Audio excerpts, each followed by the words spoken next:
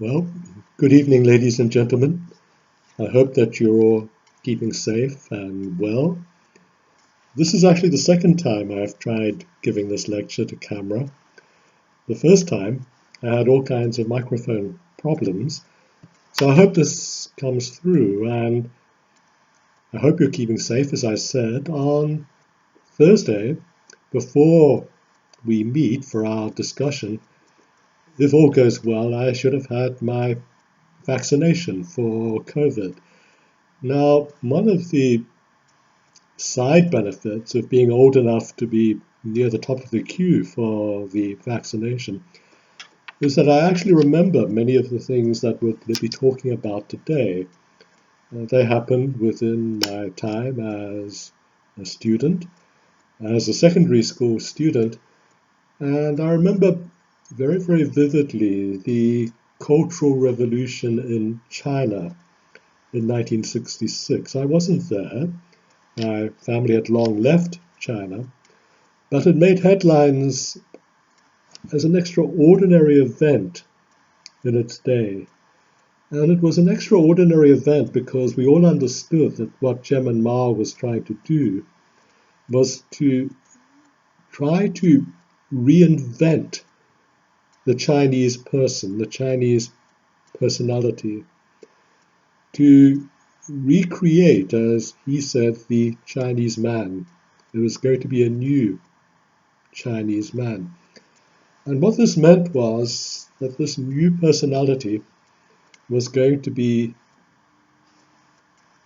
able to reject history, all of the restraining, what he regarded as retarding and overly traditional aspects of history.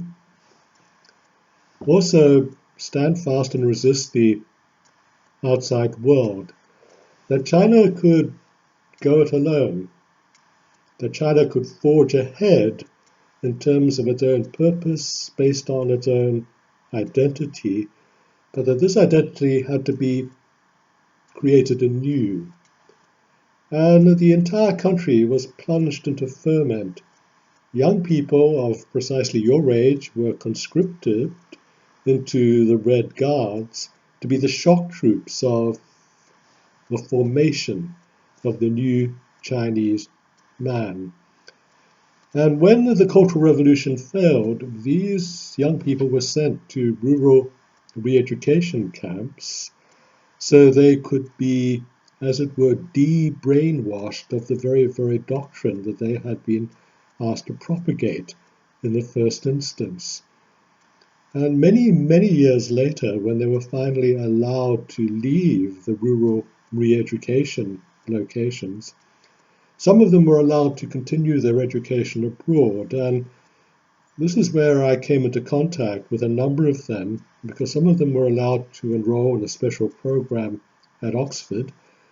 This was my very, very first academic position in the United Kingdom. And I was assigned to be their mentor, their pastoral tutor, and their teacher.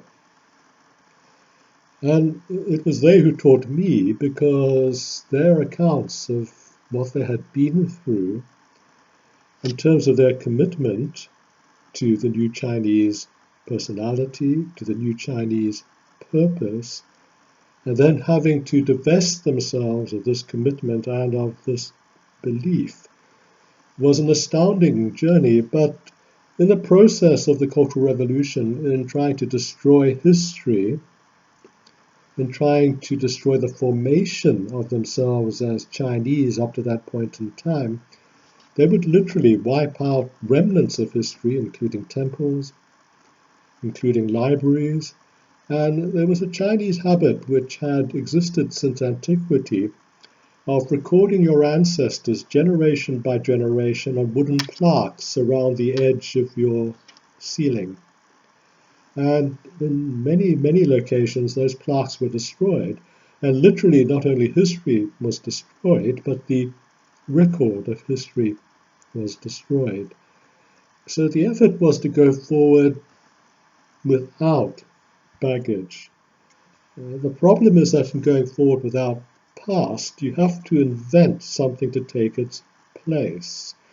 And this is a dangerous exercise, often in fiction. Nevertheless, it was regarded as a key element in terms of recreation of self, in terms of independence of self, in terms of independence of the state. For the state to be independent and progressive, each of its citizens had to be independent of impediment, independent from the past, able to serve the purpose of the future. This was taking self-reliance to an incredible extreme. And in fact, the Chinese were not the first. It was something pioneered by the North Koreans underneath Kim Il-sung, the grandfather of today's North Korean leader, underneath whose Juche doctrine, literally translated as self-reliance, but really involving a total rewriting of history and a recalibration of the North Korean person, able to stand aloof not only from the world at large, particularly the imperial powers like the United States, but to stand aloof even from South Korea, where there is no ethnic difference between North and South Koreans. So what you had at this time, the late 50s into the 1960s, was a sense which was sweeping different parts of the world, the recreation of the person at the very point in time when leaders were trying to recreate the state. Now, this is a terrifyingly complex and ambitious project. To try to bring a new state into being is one thing. To recreate everybody as citizens of a particular sort, stripped of the corrupting features of the past, able to face the challenges of the future in terms of the purpose of the new state, that is human and social engineering, not to mention state engineering on a mass scale. Yet this is precisely what was attempted in certain newly born African states. And Kwame Nkrumah, the first president of Ghana, made a major effort trying to suggest that this was not only a possibility, but that it should be attempted as a reality. Now, Nkrumah was a significant figure in many, many ways. He led Ghana to independence in 1957. It became formally an independent state, but in fact it had achieved self-government with Nkrumah as Prime Minister in 1952. And in 1952, what this was only 7 years after the end of World War II. It was only 7 years after the 1945 Manchester Pan-African Congress. So that it was an amazingly abbreviated time. And after this Congress in 1945, Nkrumah went back and began organizing dissent against British colonial rule. Now, Ghana was developed enough and particularly urbanized enough at that point in time for the tactics of dissent to revolve around strikes, sit-ins, civil disobedience, the things that one would associate with a society with a concentrated population which could be mobilized in key strategic areas. You can't really do this in terms of a widespread peasant society. But in cities like Accra, this was possible for Nkrumah, and he had massive support and buy-in from Ghanaians. So although the British imprisoned him, the British were in the end forced to hold elections, and Nkrumah won them. The British were then forced to release him from prison and appointed him as the Prime Minister. Formal independence came a few years later, but that meant you already had 5 years of self-government in a society with a very, very highly developed social form of organization in any case. Ghana had already been active before formal colonial rule on institutions like the London Stock Exchange. They sold commodity futures in terms of palm wine, for instance. And all of this was taken over at the moment of colonialism. But the Ashanti Kingdom very much sought an involvement and an interface with the outside world on its own terms, so that recreating this was to a certain extent harking back to a legacy, except of course that the Ashanti did not represent all of Ghana, to try to say that the entire state should have this kind of recreated, this kind of new ability to look away from the past but into the future on its own terms. That is what Nkrumah was trying to do. And yet Nkrumah himself was the product of a very curious formation. We all talk about his time in the United States in the 1950s and before that. And what we had was very, very much an exposure to Black American influences. Marcus Garvey, for instance. And we had, in the time that he was there, and I meant to say the 1930s, what you had was not only an exposure to people like Marcus Garvey and to Webb Du Bois, but also you had an exposure to Black higher education. Because despite the fact of exceptional figures like Webb Du Bois, for instance, being able to go up to Harvard and becoming the first Black person to take a PhD at Harvard, most Black higher education was delivered by Black universities, Black-only universities. One of them was Lincoln University, Pennsylvania area, and that's where Nkrumah went, and where he took first a degree in law and then one in theology. And he basically had to work his way through university. He was very excited to be there. He was recreating himself. But because he had to work as a kitchen hand, washing dishes in greasy spoon diners, he soon learned the underside of life in Black America.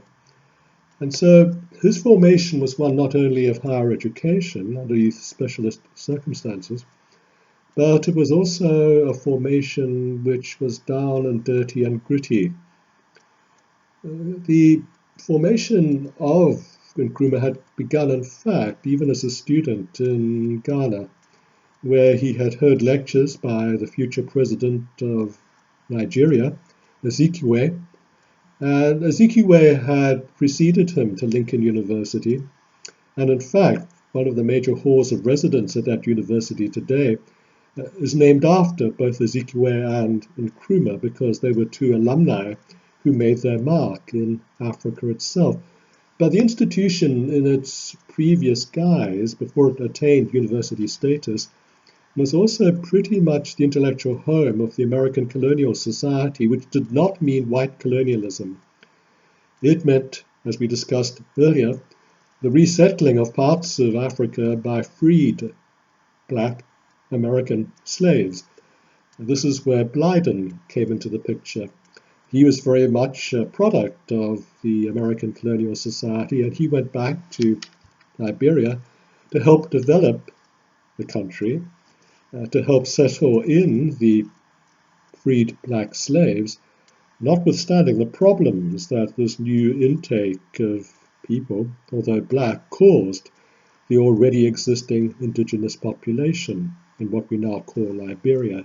It was, to all intents and purposes, a Black colonialism that caused displacement and that caused resentment that to a certain extent still features as a demarcating point in today's Liberia.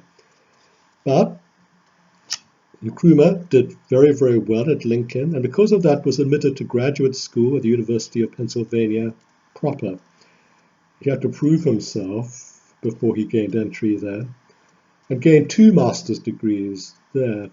And at this point in time was highly influenced by people, particularly like Marcus Garvey, very heavily impressed by the cultural explosion in what we call the Harlem Renaissance, where an outpouring of creativity in terms of the creative arts, was very much a feature of an attempt to express personality by means of creativity in the United States of America. So by the time he got to Manchester, 1945, he was enrolled in the University of London at University College around the corner for a PhD, which he never finished. Almost certainly, as I said, drank at the Marlborough Arms, just down the road from SOAS. What you had was this person full of idealism and influenced by what had gone before in his American formation. Because of Garvey, very much influenced by the idea perhaps of a Pan-Africa in which you could have a fully united continent. That was a dream, of course, which he tried in part to realize by being a key figure pushing for African Union, and its first fruits were the Organization of African Unity. It failed to bring African unity because, of course, logistically it was impossible. You can't govern a place that's not joined up, and everyone was too busy trying to develop what were to become new states. In other words, nationalism and the project of nationalism was far more a priority than the internationalism that was implicit in the project of Pan-Africa. Even so, it was a dream, and the idea of creating the new Ghanaian was a dream that he thought he could turn into reality.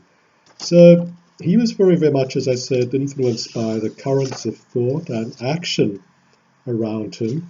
It was present in Asia, as I said, and he tried to reinvent it in Ghana.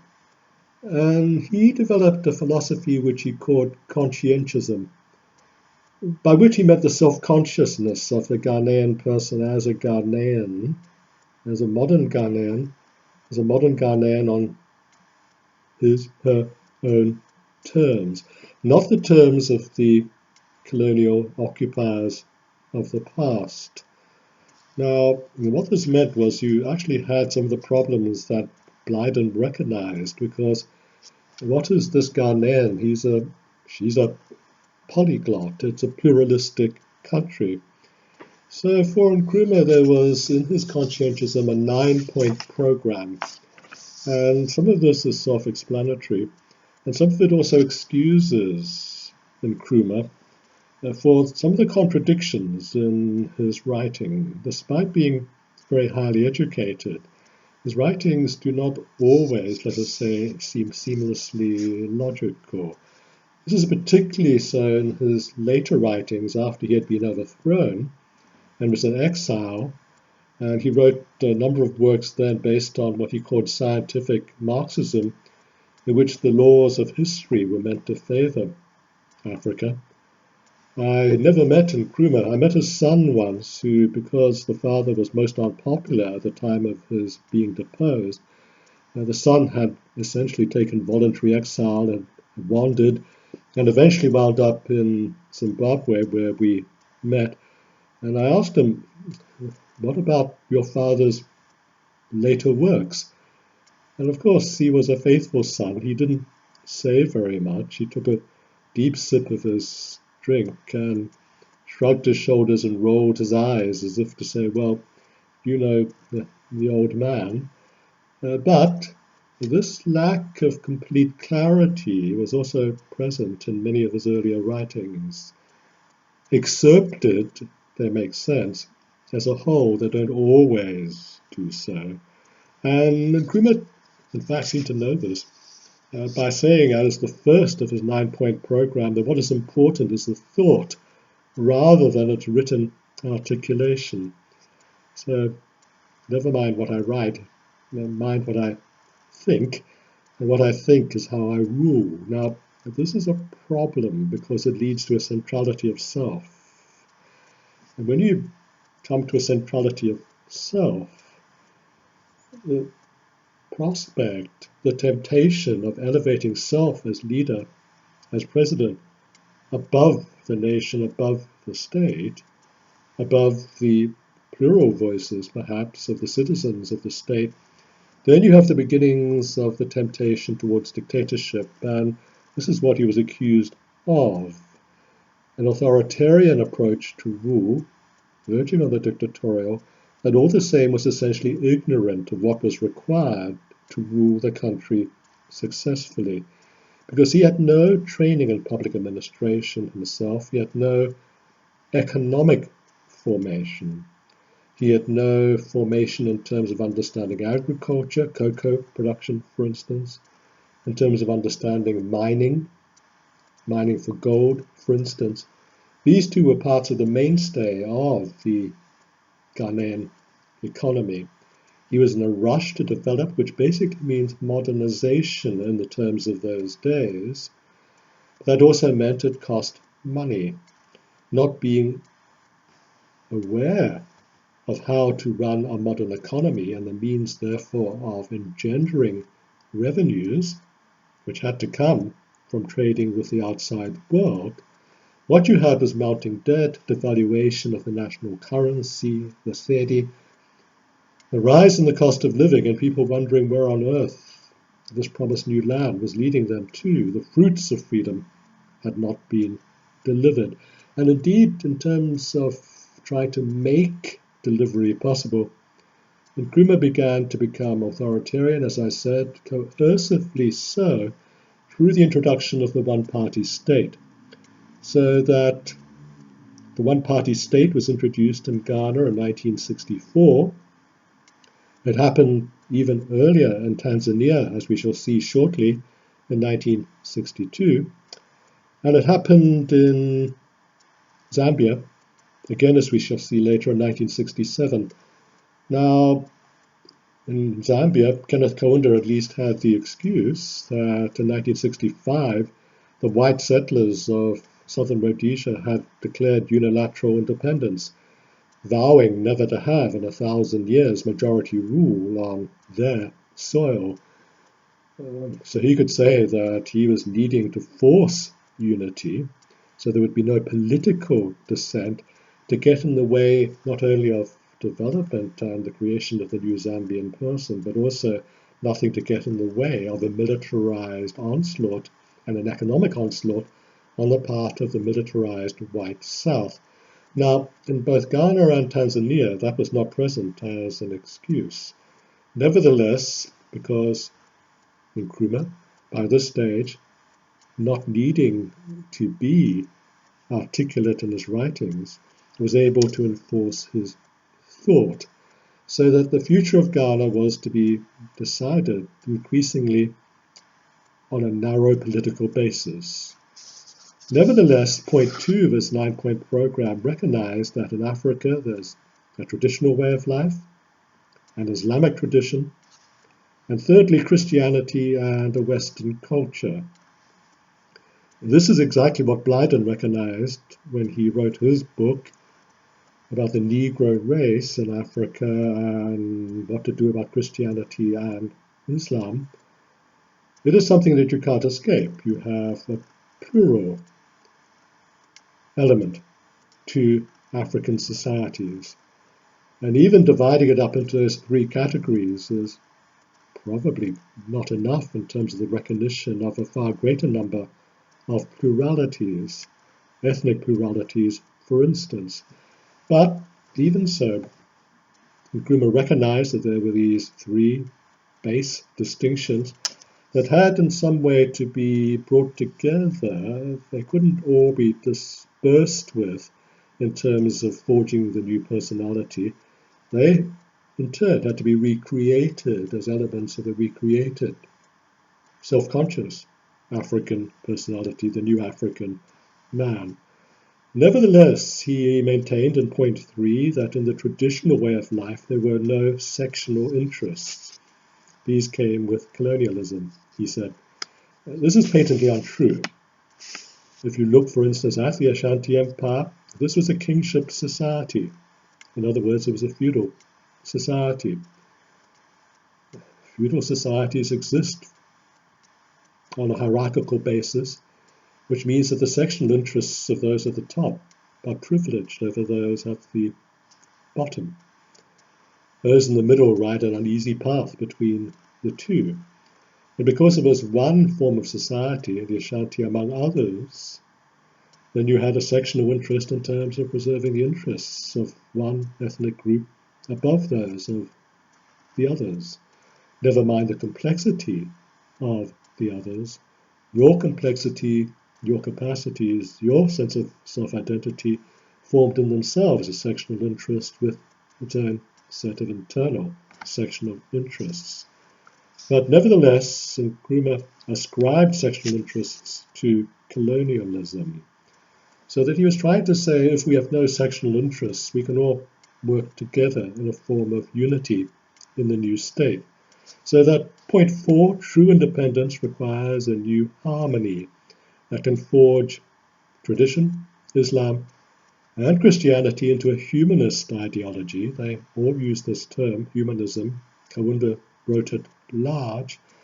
And this new humanist ideology would be drawn from an African consciousness based on African thought and culture, which in Ghana's case could be articulated in Nkrumah's ideology and his doctrine of conscientiousness.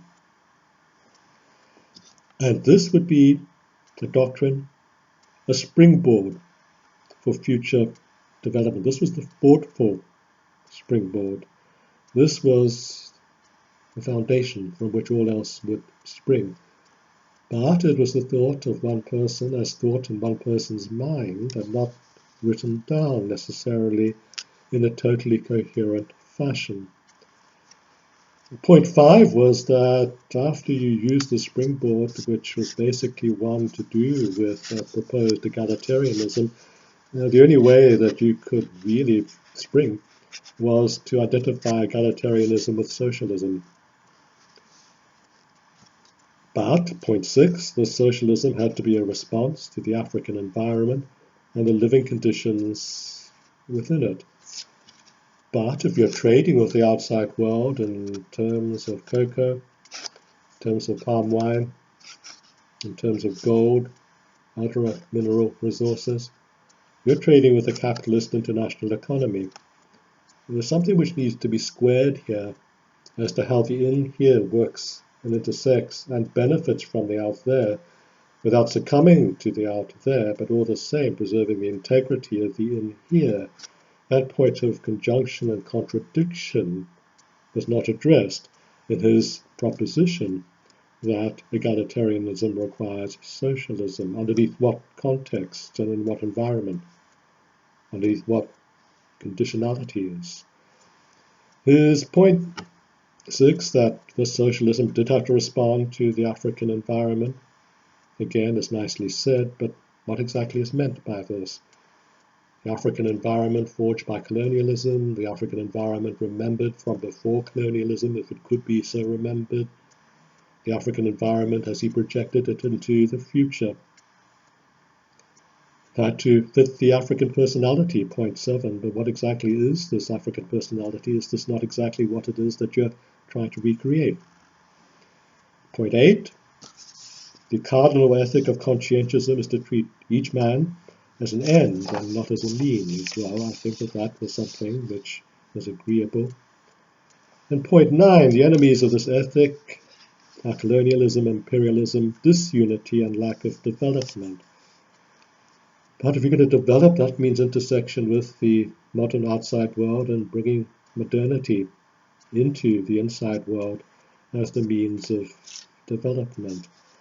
So there were certain problems here. What you had was basically an aspiration, an idealistic formation in terms of Nkrumah's thought about what could be possible. Could it be possible? Well, basically he failed, and many of the problems he caused in terms of economic disequilibrium haunted his successors. It basically was something that continually alienated those around him, particularly those who were also well educated. The Ghanaian elite, particularly those with economic background, disagreed with his policies. The well-developed military certainly disagreed with his policies, and it was a combination of the military and the intellectuals that basically overthrew him, with a very great deal of support from the bulk of the population whose living standards had dropped quite precipitously, so that his successor as president was in fact an economist. But the difficulties caused by his way of government were such that really it took until Jerry Rawlings, some many years later, before some kind of fix could be applied to the system, despite the dictatorial tendencies of successive military governments.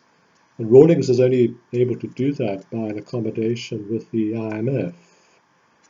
The IMF caused it a great success story.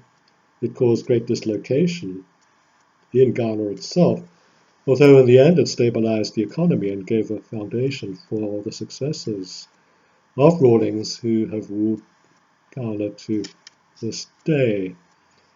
So thoughtfulness, yes, in the terms of aspiration. Actuality in terms of the fruits of this aspiration, not so much. So we can turn from Ghana now and have a look at Tanzania.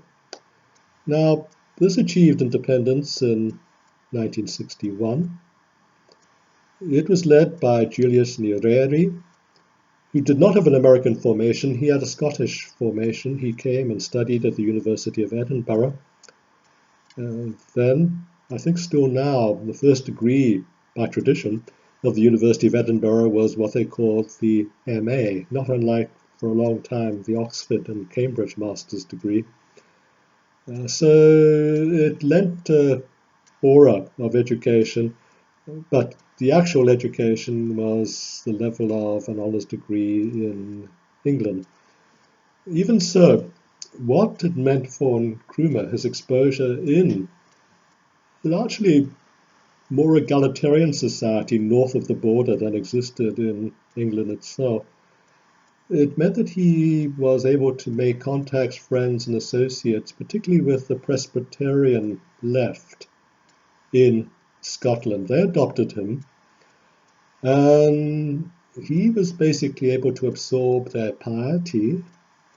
He was able to absorb the remnants of their Calvinist ancestry. In other words, the idea of sacrificing oneself for the greater good, for a more egalitarian society under God. And he was able to imbibe a very great deal of British culture. So one of the things he did, and which gained him a great deal of admiration in this country, but also in his home location, not just of Tanzania, but of East Africa, by his translations of Shakespeare. Now, two of his translations into Swahili stand out. One is Julius Caesar, which to some extent was himself translating a prophetic warning to himself, because Julius Caesar is overthrown by his own self-conception as someone who could save, rule, be dictator over Rome. And he was overthrown, he was assassinated by those who wished to retain the more egalitarian sense of the Roman Republic. In other words, they wished to have a more plural basis for Rome. But Caesar took it upon himself to try to take Rome forward in the image of Rome that he was able to conceive. So that the play by Shakespeare, Julius Caesar, is at the same time a history but also a tragedy. And the oratory in it, of course, is quite superb. It's one of the great Shakespearean plays in terms of its oratory. The basically almost sermon of mourning that Mark Antony gives over the dead body of Caesar is one of the great classics of literature anywhere. But the other work that is notable for being translated by Julius Nyerere is The Merchant of Venice.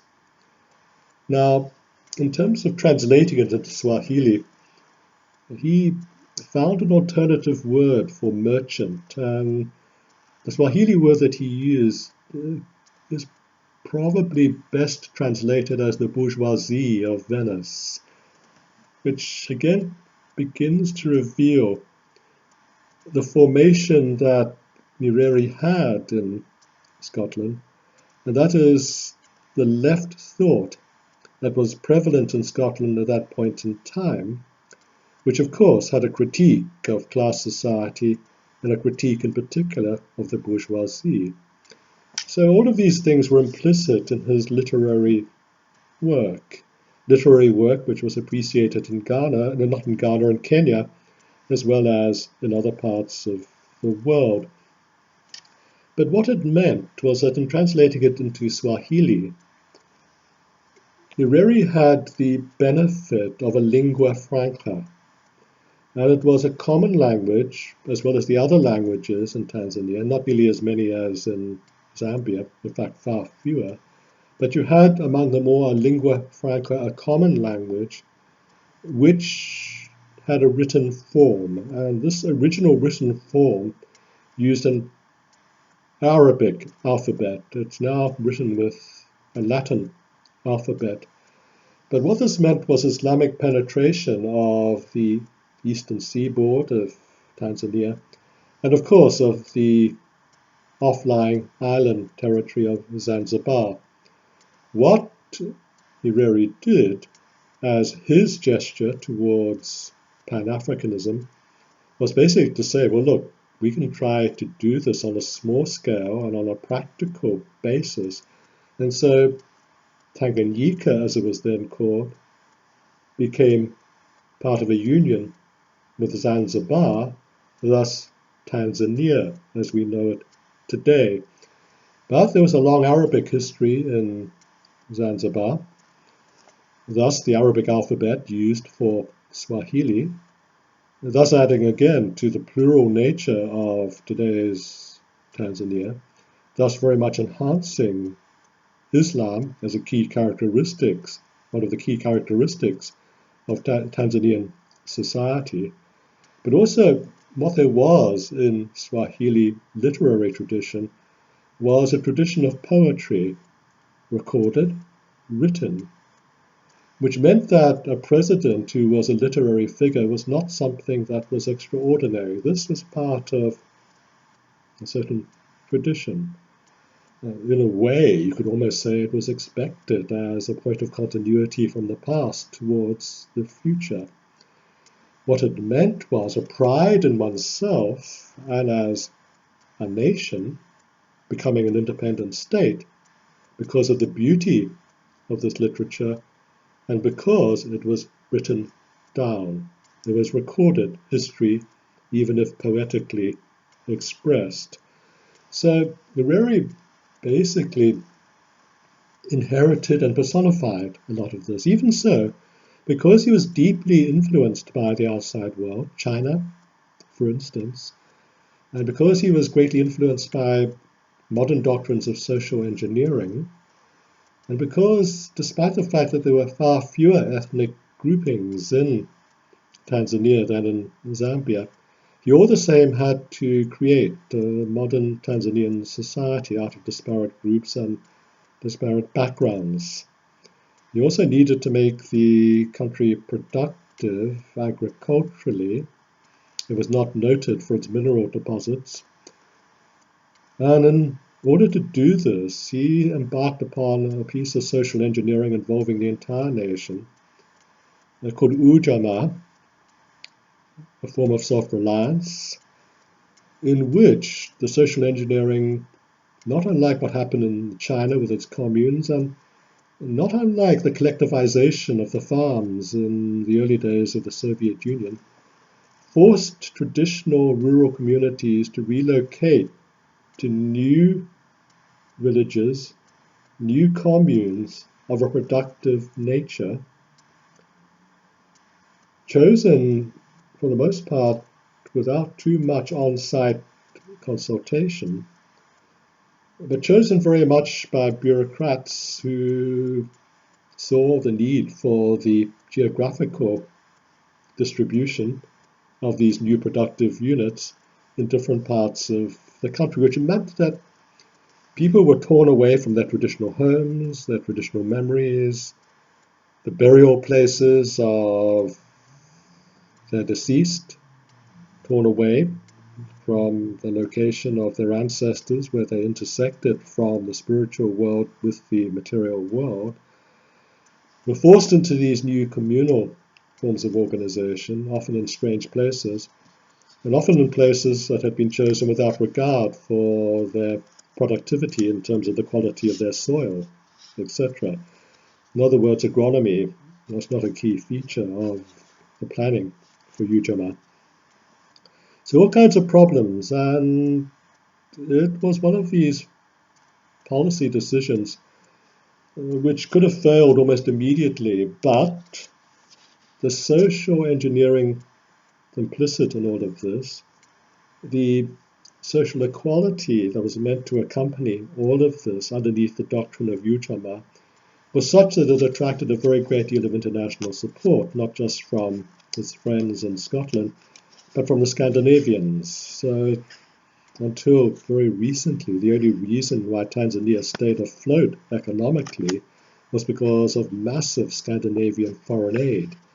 The Ujamaa project lasted as long as it did, even though it was not nationally productive, because of Scandinavian buy-in to the idealistic vision that Nyerere had. But what you had underneath Ujamaa was a program. It was a program that was declared in the Arusha Declaration. It made sense in terms of Nyerere's writing. His writing was far more cogent and far more logical than the writing of others, such as Nkrumah. And it was also something which was able to be illustrated in terms of the wealth differentials in Tanzania itself. When I was visiting in the 1980s and working with one of the government ministries, the ratio of income in the whole country meant that even those at the top earned no more than 6 times the amount of those at the bottom. This was actually quite an amazing accomplishment. It basically was such a narrow gap that was unable to be replicated in any other part of Africa or indeed in any other part of the world. Well, that includes communist China. So that was an accomplishment, and there seemed to be, in terms of my ministerial colleagues, even the permanent secretary to whom I worked, buy-in to this. And parts of the doctrine were very much directed towards the leadership, like the permanent secretaries and the ministers. All leaders had to be uninvolved in anything capitalist or feudal. This meant they could not hold shares in companies. They could not hold directorships in private companies. They could not receive more than one salary. And they could not own homes that they had rented to others. Now, in fact, this last edict, you couldn't rent out property, was something that was quite common in the left, particularly the hard left, throughout Europe at that point in time. And this was part of my formation. To this day, I've resisted buying as an investment rental property. That was something you were simply not meant to do. So this was reflected in the public behavior of senior public servants in Tanzania. But this was also predicated on the basic elements of Ujamaa. And these were that, one, all human beings are equal. Secondly, that every individual has a right to dignity and respect. 3, that every citizen is an integral part of the nation and has the right to an equal part in government at all levels. Well, at all levels within what became the one-party state, certainly.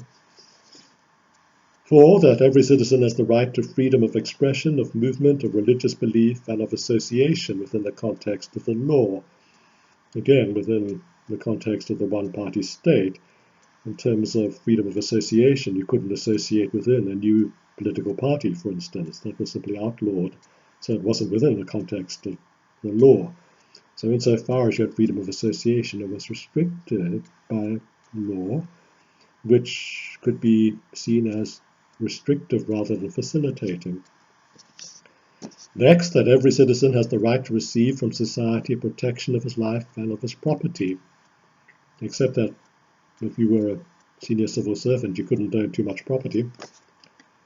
That every individual has the right to receive a just return for his labor, but just return often meant a very low return.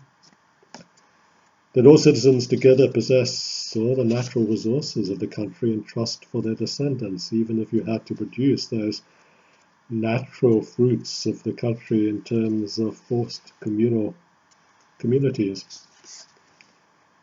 That in order to ensure economic justice, the state must have effective control over the principal means of production, which meant central planning, notwithstanding peculiar local conditions, and as I said, locating productive Ujima villages in areas without good soil was an example of national centralized planning that didn't work. That is the responsibility of the state to intervene actively in the economic life of the nation, to ensure the well-being of citizens, to prevent the exploitation of one person by another, and to prevent the accumulation of wealth to an extent which is inconsistent with the existence of a classless society. Well, some of this, notwithstanding the central planning, was indeed accomplished, as I said, in terms of the ratio of income, the top being only 6 times as much as the income levels of those at the bottom. So, as I said, you could say in some respects that Nyerere's policies were a great success, and in other respects a disaster in terms of dislocation, that all the same was meant to go towards the creation of the new Tanzanian. Now, insofar as there was buy-in towards unity from both Zanzibaris, not totally so, there's still some problems with that relationship, but largely it's worked. And certainly buy-in occasioned not just by his policies, but by the common language of Swahili. You had, as it were, the ingredients which many would claim did lead to a relative success for his policies based on his thought. He eventually left office because he understood that there was much discontent, again, in terms of where are the fruits of independence. This is not what we wanted. This is not as much as we thought we would do. And indeed, there was a marked discrepancy between himself as he grew older, although he was given honorific titles like Mwalimu, the teacher, a marked discrepancy between him and those technocratic senior figures of government just underneath him. Underneath the presidency was the post of prime minister. And I knew 2 of the prime ministers, and they were certainly technocratic people. One was Salim, who was a noted figure in international organization, both in the Organization of African Unity and at the United Nations. In fact, the only time I met Nyerere was in the company of Salim, and we were both in, believe it or not, the first-class lounge at Addis Ababa Airport, which wasn't very first class in those days, waiting for our planes. And he had left office by then, but was still in vibrant good health, on a walking stick, white hair, but obviously in full command of his faculties and able to walk without the proffered arm of Salim to walk upon. So he retired probably a bit later than he should have, but in good form and with respect, and tried to continue to hold some influence, and a lot of it he did manage to hold behind the scenes. But in terms of transition of power, albeit within his own party, there was a transition that was peaceful and accomplished with a degree of dignity. That was also accomplished by Kenneth Kaunda, as I said last week. I saw Kaunda 2 weeks before the elections in 1991. He was at the Commonwealth Summit in Harare, which I was covering as a correspondent for British newspapers at that point in time. And he was white as a sheet. He knew that 2 weeks later, when he faced those elections, he was going to lose. And indeed, I followed him back to Zambia For I did watch him lose by a landslide and concede with the utmost dignity. That dignity immediately endeared himself again to the local Zambian population, and he was forgiven almost all the sins of the past. Those sins had also had many merits, like standing up to the white South, and that was a point of principle underneath the doctrine of humanism that everybody bought into, that racial discrimination, racial inequality, racial exploitation, that was a no-no. That was something which had to be resisted despite discomfort and suffering upon yourself as a person and yourself as a nation. But Kaunda tried to create the new Zambia out of 72 different ethnic groups. He tried to do this by, as I said, the conflation of influences, Gandhiism, his recreation of traditionalism, Christianity, and the various elements have fused together quite well. So if you look at Zambia today, it's a curious Christian nation. Constitutionally, it became a Christian nation. It's not a secular nation by law. And you have a vibrant church community with a very great deal of, let us say, American evangelical influence, so that the whole rubric that if you're very rich, this is a sign of being blessed by God, so that even very corrupt former political leaders or even current political leaders claim that notwithstanding their almost transparently visible corruption, they can't be blamed for that because they are very, very visibly devout in their worship of God. There's not very much of the humble, penniless Jesus here. But what there also is an interesting fusion between traditional beliefs, local beliefs, and Christianity. So if you go to some of the variants of Pentecostalism, local evangelicalism, apostolic churches, and you see the spirit possession that was first spoken about in the Bible, the book of Acts. The book of Acts, the Acts of the Apostles, follows just after the Gospels in the New Testament. When the apostles are in hiding after the death of Jesus, fearful that the wrath of the Pharisees would then be visited upon them. And while they're hiding all together in an upper room, tongues of flame appear from heaven and they begin speaking in tongues. And the voice of God, which is understandable to all of them, tells them not to be afraid and to go out and spread the gospel. And they emerged into the streets, speaking these different tongues and amazing everybody. And were able not only to speak in tongues, but to perform the kinds of miracles that Jesus performed in terms of healing the sick.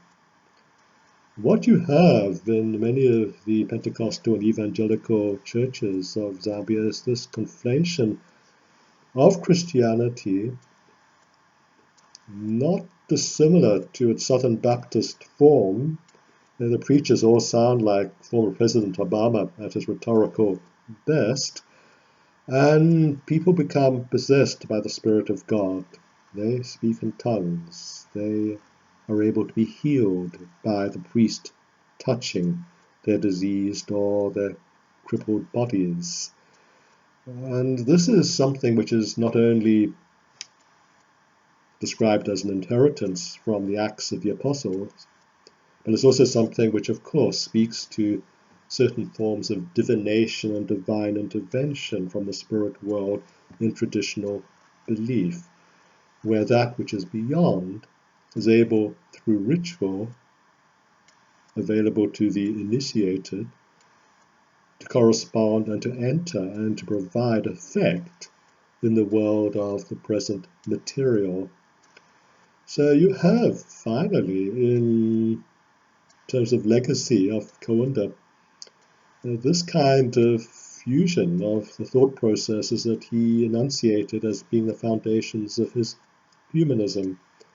And in terms of his conceding defeat elegantly, with dignity, in 1991, what you had was the beginnings of a multi-party democracy, far from perfect. It's not perfect today, I hasten to add, But all the same has led to changes of government through elections, not all of them the cleanest possible elections, but nevertheless changes of government, and indeed changes of government by different parties. Now, let me tell you a small story about this.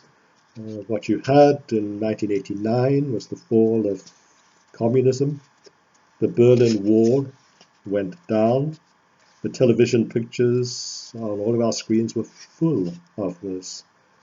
So the day after the first reports of the fall, or the beginning of the fall of the Berlin Wall, I went to give my normal lecture at the University of Kent, and the lecture theatre was empty. And I thought, what the hell is going on here? So I went back the next day, the lecture theatre was empty, and I thought, am I that bad a lecturer? And this went on for a few days, and finally people began reappearing again and saying, look, Stephen, no, we're sorry, we had to go. And I said, where did you go? And let me just reach up and show you this. They said that when it all began happening, we all commandeered every single jalopy vehicle we could find, and we drove off to Berlin. And we got hold of sledgehammers, and we took part in breaking down the wall. And Stephen, forgive us for missing your lectures. We've brought you back a piece of the wall, which I've kept as a paperweight to this day. Now, if it had that effect on my students, it had a huge effect internationally.